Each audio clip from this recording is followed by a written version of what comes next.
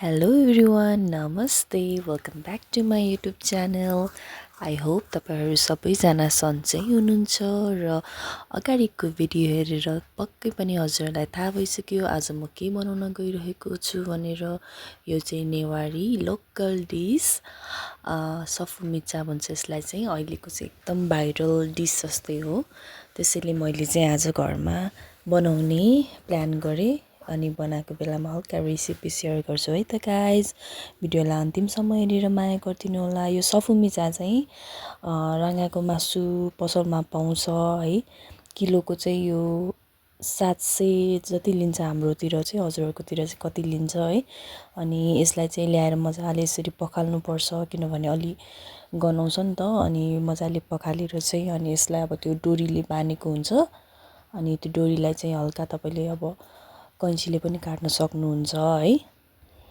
अब चाहिँ हामी यो सफुमिचालाई केही समय चाहिँ पानीमा बोइल गर्छौं है। 5 मिनेट जति चाहिँ बोइल गर्दा चाहिँ यसमा भएको अझै फोहोरहरु चाहिँ मजाले निस्किन्छ र हामीले फ्राई गरेर खाने बेलामा पनि सफुमिचा जो हाफ बोइल भएपछि चाहिँ मजाले पाक्छ। अनि म चाहिँ अब यो पानीमा चाहिँ हल्का बेसार र नुन राख्छु। अनि त्यसपछि चाहिँ त्यो अघि मैले धुएर राखेको सफुमिचाहरुलाई चाहिँ बिस्तारै म पानीमा चोपल्छु।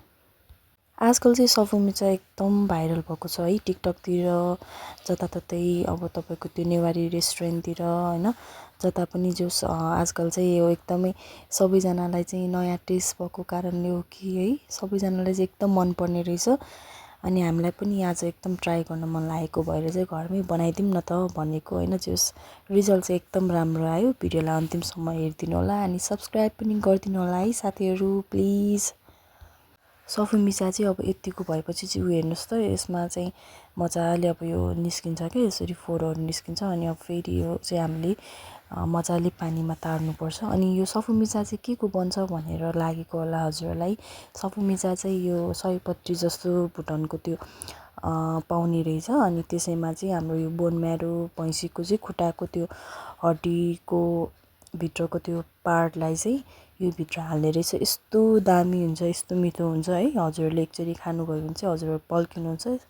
म चाहिँ के भन्छु भने एकचोटी ट्राई गर्नु होला। अनि यो चाहिँ तेलमा तार्नु पर्छ है। अलिकति पड्किने चाहिँ चान्स हुन्छ, त्यही भएर छोपी छोपी पकाउनु होला। मैले त्यो पकाएको भिडियो चाहिँ खिच्न बिर्सेछु। अनि बनाइसकेपछि पाकेपछि यतिको चाहिँ हुनुपर्छ है। अनि यतिको भएपछि फेरि यो चिसो भएर चाहिँ खाने होइन है। यो चिसो भएर खायो भने चाहिँ मिठो हुँदैन, त्यही भएर तात्तातै खानुपर्छ। मेरो मम्मीलाई पनि एकदम मन पर्यो, उहाँको पनि फर्स्ट टाइम थियो। सो यतिको चाहिँ भएको थियो हाम्रो सफुमिचा। हजुरहरूले पनि ट्राई गर्नु होला। र यति भन्दै म चाहिँ बिदा लिन्छु। Bye bye.